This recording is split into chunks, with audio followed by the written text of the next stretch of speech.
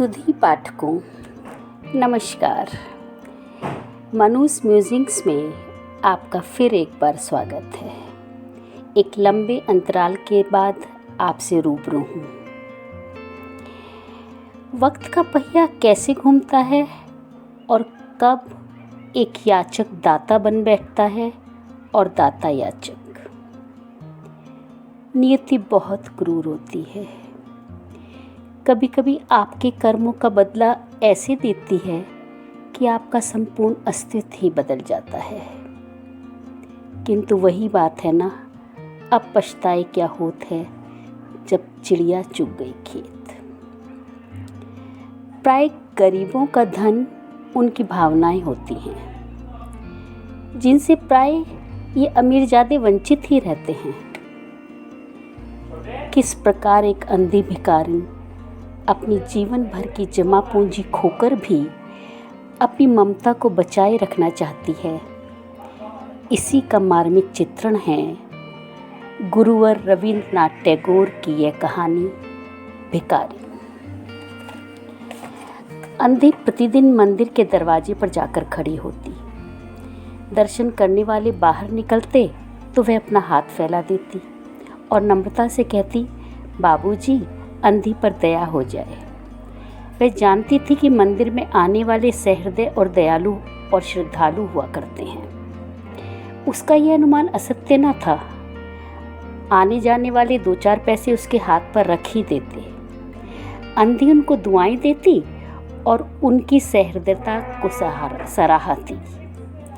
स्त्रियां भी उसके पल्ले में थोड़ा बहुत अनाज डाल दिया करती थीं। प्रातः से संध्या तक वैसी प्रकार हाथ फैलाए खड़ी रहती। उसके पश्चात मन ही मन भगवान को प्रणाम करती और अपनी लाठी के सहारे झोंपड़ी का पथ ग्रहण करती। उसकी झोंपड़ी नगर के बाहर थी। रास्ते में भी याचना करती जाती, किंतु राहगीरों में अधिक संख्या श्वेत वस्त्रों वालों की होती, जो पैसे देने की अपेक्षा झिड़कियां ही अधिक दिया करते हैं। तब भी अंधी निराश न होती और उसकी याचना बराबर जारी रहती। झोपड़ी तक पहुँचते पहुँचते उसे 2-4 पैसे और मिल ही जाते। झोंपड़ी के समीप पहुँचते ही एक 10 वर्ष का लड़का उछलता कूदता आता और उसे चिपट जाता। अंधी टटोल कर उसके मस्तक को चूमती। बच्चा कौन है, किसका है, कहाँ से आया है, इस बात से कोई परिचय नहीं था। 5 वर्ष हुए पास पड़ोस वालों ने उसे अकेला देखा था। इन्हीं दिनों एक दिन संध्या समय लोगों ने उसकी गोद में एक बच्चा देखा। वह रो रहा था। अंधी उसका मुख चूम चूम कर उसे चुप कराने का प्रयत्न कर रही थी। वह कोई असाधारण घटना न थी, अतः किसी ने न भी पूछा कि बच्चा किसका है। उसी दिन से वह बच्चा अंधी के पास था और प्रसन्न था। वह उसको अपने से अच्छा खिलाती और पहनाती। अंधी ने अपनी झोपड़ी में एक हांडी गाड़ रखी थी। संध्या समय जो कुछ मांग कर लाती उसमें डाल देती और उसे किसी वस्तु से ढांप देती, इसलिए कि दूसरे व्यक्तियों की दृष्टि उस पर ना पड़े। खाने के लिए अन्न काफ़ी मिल जाता था, उसी से काम चलाती। पहले बच्चे को पेट भर कर खिलाती, फिर स्वयं खाती। रात को बच्चे को अपने वक्ष से लगाकर वहीं पड़ी रहती। प्रातःकाल होते ही उसको खिला पिलाकर फिर मंदिर के द्वार पर जा खड़ी होती। काशी में सेठ बनारसी दास बहुत प्रसिद्ध व्यक्ति हैं। बच्चा बच्चा उनकी कोठी से परिचित है। बहुत बड़े देशभक्त और धर्मात्मा हैं। धर्म में उनकी बड़ी रुचि है। दिन के 12 बजे तक सेठ स्नान ध्यान में संलग्न रहते। कोठी पर हर समय भीड़ लगी रहती। कर्ज के इच्छुक तो आते ही थे, परंतु ऐसे व्यक्तियों का भी तांता बंधा रहता जो अपनी पूंजी सेठ जी के पास धरोहर रूप में रखने आते थे। सैकड़ों भिखारी अपनी जमा पूंजी इन्हीं सेठ जी के पास जमा कर जाते। अंधी को भी यह बात मालूम थी, किंतु पता नहीं अब तक वह अपनी कमाई यहाँ जमा कराने में क्यों हिचकिचाती रही। उसके पास काफ़ी रुपए हो गए थे। हांडी लगभग पूरी भर गई थी। उसको शंका थी कि कुछ चुरा न ले। एक दिन संध्या समय अंधी ने वह हांडी उखाड़ी और अपने फटे हुए आंचल में छिपाकर सेठ जी की कोठी पर पहुंची। सेठ जी बही काते के पृष्ठ उलट रहे थे। उन्होंने पूछा, क्या है बुढ़िया? अंधी ने हांडी उनके आगे सरका दी और डरते डरते कहा, सेठ जी, इसे अपने पास जमा कर लो, मैं अंधी अपाहिज कहाँ रखती फिरूंगी। सेठ जी ने हांडी की ओर देखकर कहा, क्या है इसमें। अंधी ने उत्तर दिया, भीख मांग मांग कर अपने बच्चे के लिए 2-4 पैसे संग्रह किए हैं, आपके पास रखने आई हूँ। सेठ जी ने मुनीम की ओर संकेत करते हुए कहा, बही में जमा कर लो। फिर बुढ़िया से पूछा, तेरा नाम क्या है। अंधी ने अपना नाम बताया। मुनीम जी ने नकदी गिनकर उसके नाम से जमा कर ली और वह सेठ जी को आशीर्वाद देती हुई अपनी झोंपड़ी में चली गई। 2 वर्ष बहुत सुख के साथ बीते। इसके पश्चात एक दिन लड़के को ज्वर ने आ दबाया। अंधी ने दवा दारू की, झाड़ फूंक से भी काम लिया, टोनी टोटके की परीक्षा की, परंतु संपूर्ण प्रयत्न व्यर्थ सिद्ध हुए। लड़के की दशा दिन प्रतिदिन बुरी होती गई। अंधी का हृदय टूट गया। साहस ने जवाब दे दिया, निराश हो गई, परंतु फिर ध्यान आया कि संभवतः डॉक्टर के इलाज से फायदा हो जाए। इस विचार के आते ही वह गिरती पड़ती सेठ जी की कोठी पर आ पहुंची। सेठ जी उपस्थित थे। अंधी ने कहा, सेठ जी, मेरी जमा पूंजी में से 10-5 रुपए मुझे मिल जाए तो बहुत कृपा हो। मेरा बच्चा मर रहा है, डॉक्टर को दिखाऊंगी। सेठ जी ने कठोर स्वर में कहा, कैसी जमा पूंजी, कैसे रुपए, मेरे पास किसी के रुपए जमा नहीं हैं। अंधी ने रोते हुए उत्तर दिया, 2 वर्ष हुए मैं आपके पास धरोहर रख गई थी सेठ जी, दे दीजिए, बहुत दया होगी। सेठ जी ने मुनीम की ओर रहस्यमयी दृष्टि से देखते हुए कहा, मुनीम जी, जरा देखना तो, इसके नाम की कोई पूंजी जमा है क्या। तेरा नाम क्या है री। अंधे की जान में जान आई, आशा बंधी। पहला उत्तर सुनकर उसने सोचा कि सेठ बेईमान है, किंतु अब सोचने लगी संभवतः उसे ध्यान न रहा हो। ऐसा धर्मी व्यक्ति भी भला कहीं झूठ बोल सकता है। उसने अपना नाम बता दिया। उलट पलट कर देखा, फिर कहा, नहीं तो इस नाम पर तो 1 पाई भी जमा नहीं है। अंधी वहीं जमी बैठी रही, रो रो कर कहने लगी, सेठ जी, परमात्मा के नाम पर, धर्म के नाम पर कुछ तो दे दीजिए, मेरा बच्चा जी जाएगा, मैं जीवन भर आपके गुण गाऊंगी। परंतु पत्थर में जोंक न लगी। सेठ जी ने क्रुद्ध होकर उत्तर दिया, जाती है या नौकर को बुलाऊं।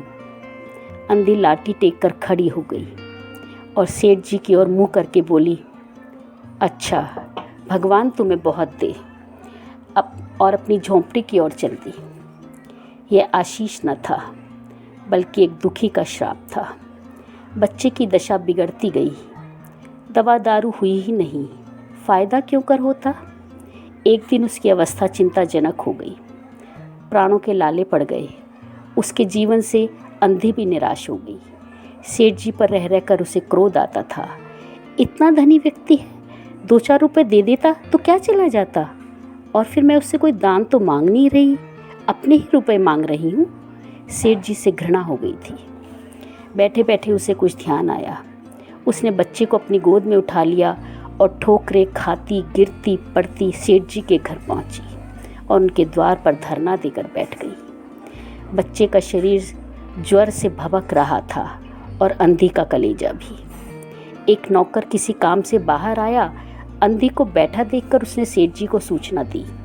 सेठ जी ने आज्ञा दी, भगा दो उसे। नौकर ने अंधी से चले जाने को कहा, किंतु वह उस स्थान से हिली ना। मारने का भय दिखाया, पर वह टस से मस न हुई। उसने फिर अंदर जाकर कहा, वह नहीं टलती। सेठ जी स्वयं बाहर पधारे, देखते ही पहचान गए। बच्चे को देखकर उन्हें बहुत आश्चर्य हुआ कि उसकी शक्ल सूरत तो उनके मोहन से बहुत मिलती जुलती है।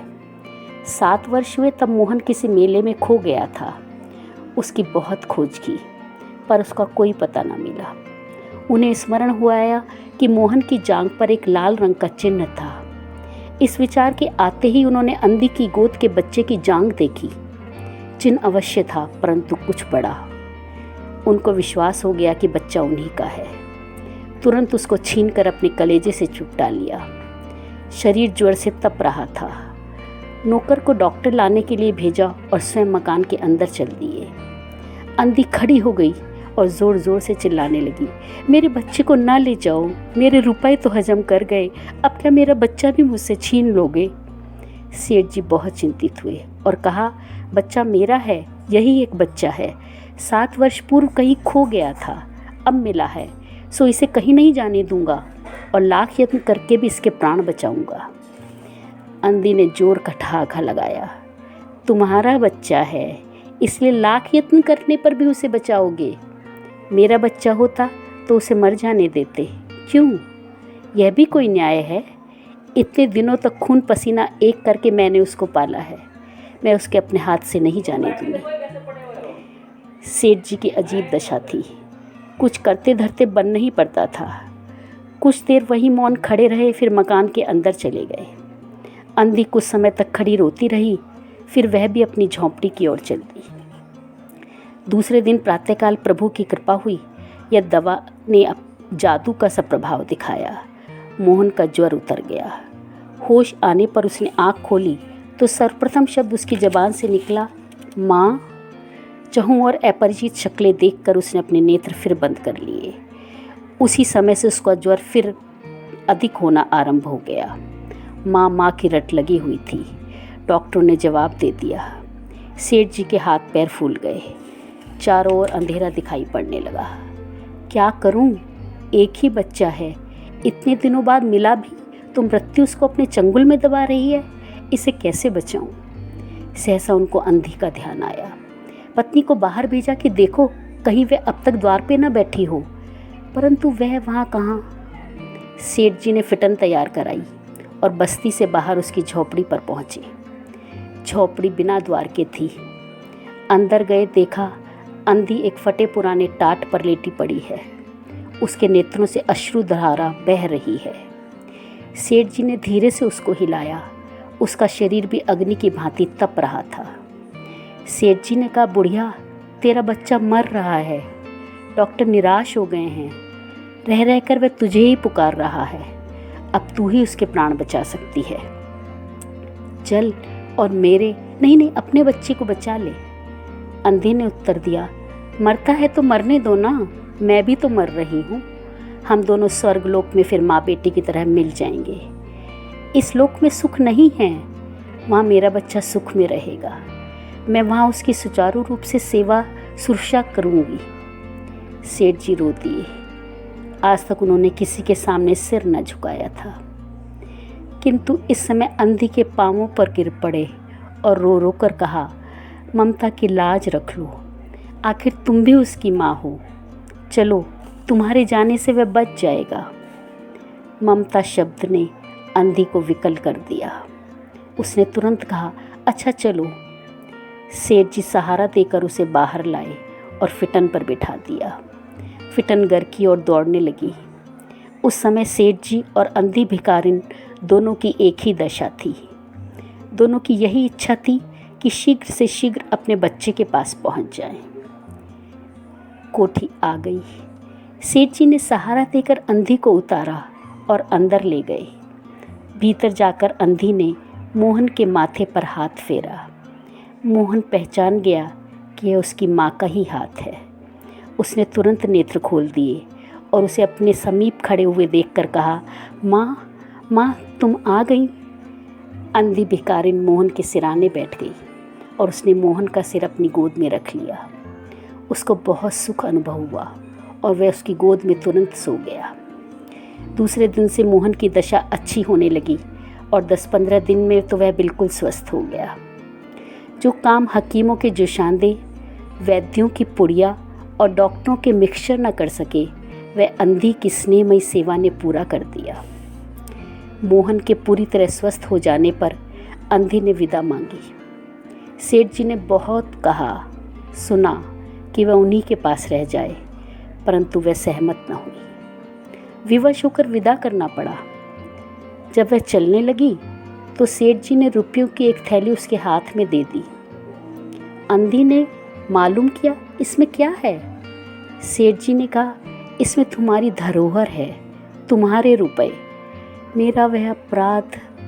अंधी ने बात काट कर कहा, यह रुपए तो मैंने तुम्हारे मोहन के लिए संग्रह किए थे, उसी को दे देना, मैं क्या करूँगी इसका। अंधी ने थैली वहीं छोड़ दी और लाठी टेकती हुई चल दी। बाहर निकलकर फिर उसने घर की ओर नेत्र उठाए। उसके नेत्रों से अश्रु बह रहे थे, किंतु वह एक भिखारिन होते हुए भी सेठ जी से महान थी। इस समय सेठ याचक था और वह दाता थी। नियति ने अपना पहिया घुमा दिया था और आज वह भिखारिन सिर ऊंचा करके सेठ जी से ऊंचे कदमों से बाहर आ रही थी। तो यह थी कहानी भिखारिन। आशा है आपको अच्छी लगी होगी। फिर कभी मिलूंगी आपसे फिर किसी नई रचना के साथ।